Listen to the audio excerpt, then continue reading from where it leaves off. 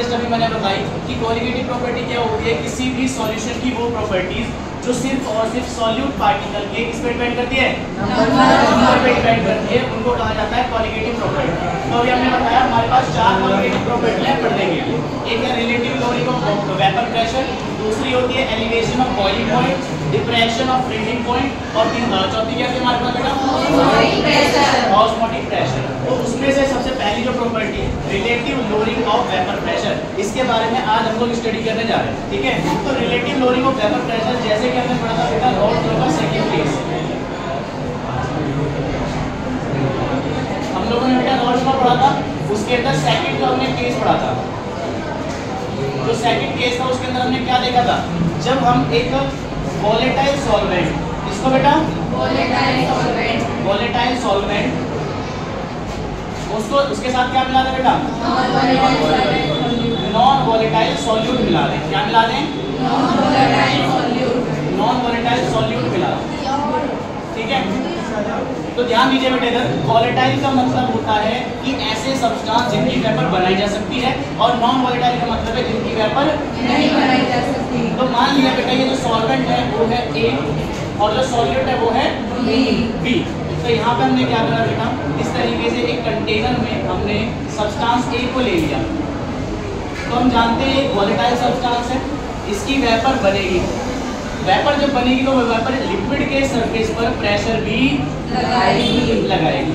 ठीक है, तो यहाँ पे इसका कुछ ना कुछ प्रेशर होगा, और अब ये प्योर स्टेट में है तो इसको क्या बोलेंगे, P नॉट A बोलेंगे। क्या बोलते हैं बेटा, P A मतलब pressure of A, vapour pressure of A। P not लगा हुआ है, नॉट का मतलब क्या है, इसकी प्योर स्टेट का प्रेशर है, उसी को दिखाने के लिए हमने यहाँ पे नॉट लगाया। वहाँ पे अगर हम दूसरी तरफ बात करें तो सब्सटेंस हमारे पास B है, ये B सब्सटेंस है, कैसा है ये, नॉन वोलेटाइल सब्सटेंस का मतलब क्या होता है, इसकी वेपर नहीं बनती है, इसकी वेपर नहीं बनती है। तो हम ये कह सकते हैं कि इसका प्रेशर जो होगा P नॉट P0 होगा, बोल सकते कि नहीं बोल सकते। ठीक है, अब बेटा हम लोगों ने रॉड फ्लो के साथ डाल्टन लॉ पढ़ा था। डाल्टन लॉ क्या कहता है, टोटल प्रेशर जो होता है, जो प्रेशर ऑफ A होगा सॉल्यूशन में, जब हम इन दोनों को मिक्स कर देंगे, जब हम इन दोनों को क्या कर देंगे, मिक्स कर देंगे। मिक्स करने के बाद ये दोनों सब्सटेंस कैसे हो जाएंगे, देखिए जरा ध्यान से। यहाँ पे हमने यहाँ पे सॉल्यूशन तैयार कर लिया। क्या तैयार कर लिया है, सॉल्यूशन का मतलब क्या है, आपने A और B को ऐड कर दिया है। क्या कर दिया बेटा, A और B को ऐड कर दिया। याद रखेंगे इस बात को कि यहाँ पे क्या होता है, सरफेस के मॉलिक्यूल की वेपर बनती है, सब मैं पढ़ा चुका हूँ आपको, है ना। अब जब क्या होता है, जब यहाँ पे हम लोग इसको मिक्स करते हैं तो यहाँ पे जो सब्सटेंस है बेटा, पार्टिकल क्या होंगे, आपस में डिस्ट्रीब्यूट हो जाएंगे, कुछ पार्टिकल A के, कुछ पार्टिकल B के, कुछ A के पार्टिकल, कुछ B के पार्टिकल सरफेस पर आ जाएंगे, है ना। हम लोग ये जानते हैं जितने ज्यादा पार्टिकल सरफेस पर होंगे उतनी ज्यादा वेपर बनेगी। तो क्या बता, आप लोग ये बताइए कि अब जब मिक्सचर होगा, क्या A के पार्टिकल जितने पहले सरफेस पर थे उतने ही मौजूद है, नहीं है ना, क्योंकि पहले से नंबर ऑफ पार्टिकल घट गए हैं, तो उनका जो वेपर प्रेशर है वो भी क्या हो जाएगा, घट जाएगा। जब वेपर प्रेशर घट जाएगा तो अब घटे हुए वेपर प्रेशर को हमने कुछ PA बोल दिया। ठीक है, क्या बोलते हैं बेटा, PA बोल दिया, और यहाँ पे B का तो वेपर बनने का है, तो इसलिए उसका कोई प्रेशर नहीं लगेगा, जिस कारण से यहाँ पे बेटा PB क्या हो जाएगा, वो भी 0 रहेगा। ठीक है, तो यहाँ पे अगर हम लोग देखें तो हमने समझा कि जो P नॉट A था और PA मतलब जो सॉल्यूशन के अंदर प्रेशर है, बताइए इनमें से कौन सा वाला ज्यादा था प्रेशर, P नॉट A वाला ज्यादा था, क्योंकि सरफेस पे उसके बहुत सारे मॉलिक्यूल मौजूद थे। जितने ज्यादा मॉलिक्यूल सरफेस पर होंगे उतना ज्यादा वेपर बनेगा, और यहाँ पर क्या हुआ, नंबर ऑफ मॉलिक्यूल सरफेस पर घट गए, तो वेपर बनेगी, वेपर भी कम बनेगी। जब वेपर कम बनेगी तो उसका प्रेशर भी कम लगेगा। तो इसी कारण से बेटा जो इनिशियल प्रेशर था वो ज्यादा था एज कम्पेयर टू सॉल्यूशन वाले प्रेशर। ठीक है, तो ये जो प्रोसेस हुआ है इसी को कहते हैं बेटा लोअरिंग ऑफ वेपर प्रेशर। क्या बोलते हैं बेटा, lowering of vapour pressure, lowering of vapour pressure. Lowering of vapour pressure जो होता है इसको हम लोग डेल्टा P से दिखाते हैं,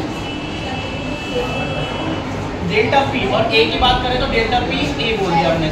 ठीक है, डेल्टा P A क्या होगा, अगर हमें चेंज निकालना है कितना कम हुआ कितना बढ़ा, यहाँ तो कम हुआ है ना, सीधी सी बात है, तो डेल्टा P A किसके बराबर होगा, यहाँ पे लिखो मैं delta P A is equal to, बेटा ज्यादा वाले में से कम को घटा दीजिए, चेंज पता लग जाएगा आपको। ज्यादा वाला कौन सा है? P not A minus P A. कोई दिक्कत परेशानी किसी को यहाँ तक? तो बेटा जो हमारा चेंज आया है वो हम ऐसे पता कर सकते हैं कि नहीं कर सकते? जो इनिशियल वाला था, जो बाद वाला था, उन दोनों को हमने क्या कर दिया? डिफरेंस देख लिया, कितना डिफरेंस आया। डिफरेंस कैसे देखते हैं? माइनस करके, ज्यादा वाले में से कम को घटा दिया। हमें पता पी नॉट ए ज्यादा है as compare to P A, ठीक है। अब एक बात याद करिए, आपको हमने रॉल्स लॉ के अंदर समझाया था, पी ए किसके बराबर होता है? पी नॉट ए काई ए के बराबर होता है कि नहीं होता? तो क्या मैं पी ए की जगह पे लिख सकता हूँ? तो देखिए बेटा, लिखते जरा, delta P A is equal to P not A minus P not A chi A. कोई दिक्कत परेशानी यहाँ तक? क्या कुछ यहाँ से कॉमन नजर आ रहा है? आ रहा है कि नहीं? देखो जरा, तो delta P A is equal to P A P not A common आ जाएगा बेटा, है ना? क्या बचेगा यहाँ पे? 1 माइनस काई ए, 1 माइनस काई ए। ओके, तो यहाँ पे देखिए जरा, 1 माइनस काई ए बचा है, और 1 माइनस काई ए किसके बराबर होता है? काई बी के। बहुत बढ़िया बेटा। और पी नॉट ए को देखो जरा, यहाँ से delta P A is equal to P not A, इसको मैं क्या लिख सकता हूँ? काई बी। काई बी मतलब क्या होता है? Mole fraction of solute, mole fraction of solute. तो बेटा यहाँ पे देखो, ये तो है लोअरिंग ऑफ वेपर प्रेशर। क्या है बेटा? लोअरिंग ऑफ वेपर प्रेशर, है ना? शॉर्ट में लिख देता हूँ एलवीपी, लोअरिंग ऑफ वेपर प्रेशर। आपको कई बार ऐसा होता है एमसीक्यू में आरएलवीपी की जगह एलवीपी दे देता है, relative lowering of vapour pressure की जगह क्या दे देगा? Vapour lowering of vapour pressure, जो कि एक कोलिगेटिव प्रॉपर्टी नहीं है, क्योंकि ये अगर हम देखें तो ये जो चेंज है इसके और इसके डिपेंड कर रहा है। समझे नहीं समझे? अब आपको क्या करना है, इसको पी नॉट ए को नीचे लेके आना पड़ेगा, पी नॉट ए को नीचे लेके आना पड़ेगा। P A delta P A upon में P not A is equal to chi B, is equal to chi B.